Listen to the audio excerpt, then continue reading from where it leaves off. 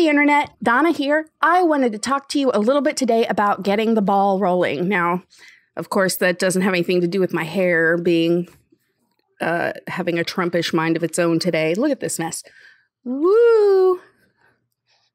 It's defying gravity. I don't even know. Like I slept on it and yeah, like I don't care. Well, I care about that. Let me get down there. Okay. Today I got my glasses on because I need to see my screen, and I'm going to be looking off camera every here and there because I have some notes that I made because I wanted to make sure that, number one, I researched the beginning of this video. I know, right? It's been a minute since I've done any research. I've been just giving y'all my unabridged opinion. And today I've got some facts to back up the fact that I'm right. But anyway, yeah, so I wanted to talk about getting the ball rolling. According to Psychology Today, and I will link the article that I found and read on this at Psychology Today's website. But according to Psychology Today, seasonal affective disorder, or the winter blues, or it's aptly abbreviated SAD, SAD. Okay. It's a form of depression where people experience depressive episodes during specific times of the year. The most common seasonal pattern is for people to begin in the fall or winter and diminish in the spring, and may be related to changes in the amount of daylight a person receives. SAD, seasonal affective disorder, isn't necessarily considered to be a separate disorder from regular depression, but it's a type of depression that has a recurring seasonal pattern. So if you notice that you seem to have a long case of the Mondays during the colder months, it's an actual thing, and you might want to talk to your doctor about it. So for me, I've not been diagnosed with seasonal affective disorder, or SAD. But for all the other mental health issues that I do have, including depression, anxiety, PTSD, bipolar disorder, I've been noticing a lot of days where I'm feeling the why bother blahs. You know what I mean?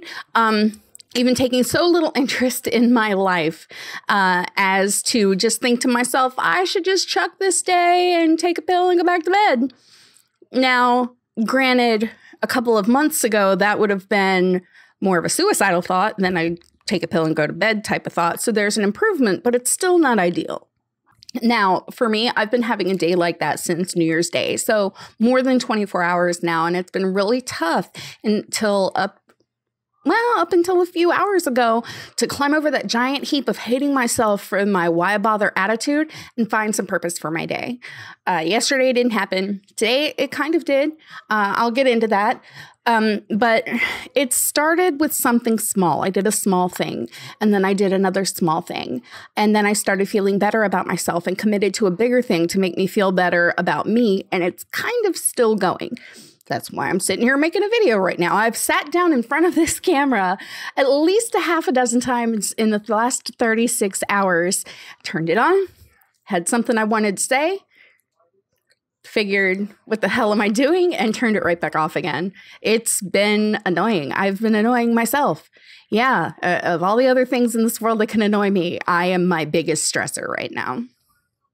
This morning, I made my bed. Woo, go me! Yeah! Now that was the start. Just a teeny little thing, but at least I got the thing done. I felt better about myself after doing it. Now, after I was done making my bed, I got to looking at it and I thought, I should wear pants. So I pantsed. And no, I didn't pants someone, not in the juvenile sense of the word. I pantsed myself up. I put on jeans and then made myself select something that wasn't a t-shirt or an oversized sweater and cover my body in it. Granted, I ended up in a hoodie and a pair of jeans, but the hoodie I had to dig through the closet to find since I haven't worn it in a few weeks. And that's more effort than just snatching up a t-shirt with no form or shape. So don't judge me. Yeah, this would be number 3. I took care of my smile this morning. Now, I know that should be a daily no-brainer, but let's face it, poor oral hygiene is what landed me on the denture journey to begin with, a big part of it. And it's easy to become complacent and slide right back into those bad habits when there aren't horrifying consequences. I mean, really, what's the worst that can happen? My teeth fall out? No, I got glue for that. However, with the depressed moods I've been finding myself in. It's been a struggle to go to the bathroom, mess with cleaning, soaking, scrubbing, installing, removing, blah, blah, blah, blah, blah. My dentures for any other reason other than I need to eat something, or the family's eating dinner, I should join them, or Pete's having lunch, I should join him, or whatever. Like, it's been really hard to not just do it on a have-to functional basis. Make sense? I got to thinking about that while I was getting dressed this morning, and I just thought to myself, you selfish, entitled bitch. I mean, talk about your first world problems. Boo, I don't want to take care of my teeth today, so I just won't wear them.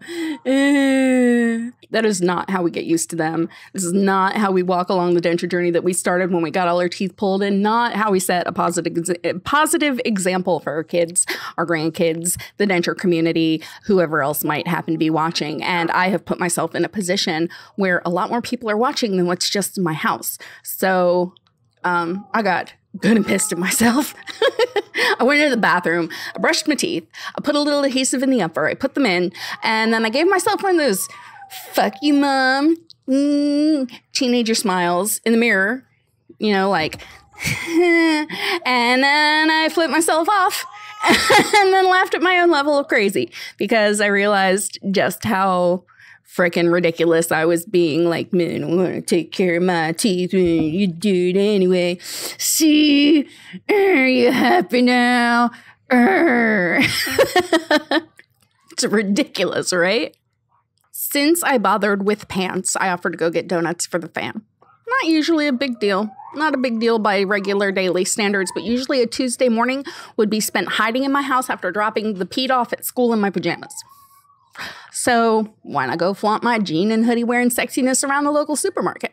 Hell, I even ate a donut when I got them home. Normally, I don't do that because I think, I'm just going to get fatter and I have no right to complain about if I'm getting fat if I just keep doing the things to make myself fat. You know, fuck that and fuck that. And I ate my donut and I fucking enjoyed it. So, yeah, do a little thing for you. I committed to wearing all of the makeup today. And when I say all of the makeup, this is a pretty big thing because I don't have a good foundation right now. Normally, I'll just throw on some mascara, maybe a little bit of eyeliner, and call it better than usual. But today, I resolved to work with what I have and take some real time to get the coverage right, despite the shitty product that's made for somebody who's 15 years younger than I am. So I brushed, I blended, I swiped, I swirled, I rubbed, until I had something that didn't look like I spackled my face too badly, and then went for the powder highlighter of all this shit. Okay, I have large pores on my cheeks, cheekbones right through here. See those pores? Now you kind of do. You see those pores? Yes. Oh, there they were. There they are. There they going again. Yeah, see the pores? See them? Okay, so, whoa, sorry, I don't mean to make anybody sick.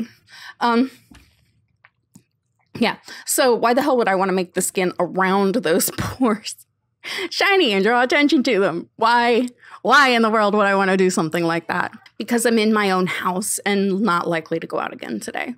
That's why. Not every experiment's a successful one. And if we never make a mistake, we never learn anything. Not that highlighter was a mistake, but I think if I were going out somewhere, I would have wanted to use a different one, maybe, with a different amount of shimmer, maybe, or a different size glitter, maybe, or a different brand, or a different color. I don't know. That's what this whole new aging journey thing is about, self-discovery, right?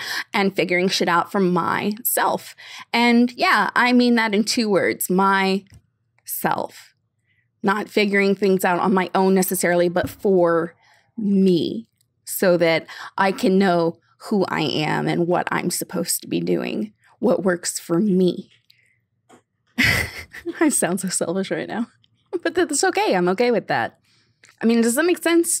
I hope it makes sense. The point I'm trying to make here is that nothing I've done today was particularly life-changing or world-altering. I didn't cure cancer. I didn't become president, but I am so proud of myself right now. And that's despite several weeks of seasonal depression on top of all my other crazy. That's my granddaughter. There's the Nugget. Hi, Nugget. Hello, little Nugget.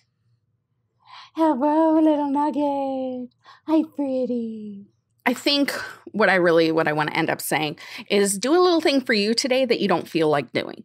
Something teeny like making the bed or putting on an actual pair of pants or putting away some dishes. Not even all the dishes, just get it started. My one little thing I did to start my day got a ball rolling where I didn't do anything reality altering, but I still did things. And now I feel like at least $50 right now. So what about you? Did you do something teeny that got the ball rolling for other stuff today, yesterday? You going to tomorrow? I would love to hear about it. Leave me a comment down below and I will get to reading and responding to it just as soon as I possibly can. And that's going to be it for today. Thank you so much for watching. Until next time when I have a fresh new video for y'all, keep smiling, be good to each other, and keep being awesome.